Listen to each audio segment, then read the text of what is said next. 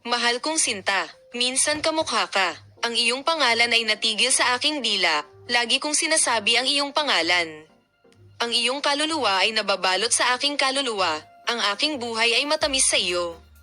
Ang paghinga ay may katuturan kapag kasama ka, na parang lahat ng umiiral sa mundo ay minamahal.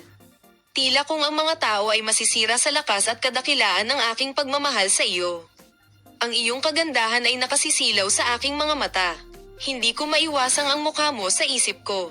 Nakakatagpo ako ng kapangyarihan sa pamamagitan ng pag-iisip na nakatingin ako sa iyo sa aking pinakadesperado, hindi maligayang sandali. Tinatanggal ko ang lahat ng kaguluhan sa isang snap sa pamamagitan ng pakiramdam na malapit ka sa akin, malapit sa akin. Humanga ako at nagpapasalamat sa paraang mahal mo ako. Ginawa mo akong masaya at mabuting tao na parang wala akong kahulugan sa harap mo.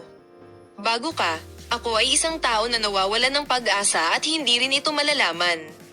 Binuksan mo ang aking mga mata, at sa ilaw ng iyong nagniningning na mga mata. Binuksan mo ang aking puso at sumisid dito, at sa iyong nakangiting labi. Ikaw ay naging kahulugan ng aking buhay, kasama ang iyong magagandang hitsura, kasama ko. Maswerte ako na makasama ako, kahapon, ngayon, bukas. Mahal kita higit sa iba.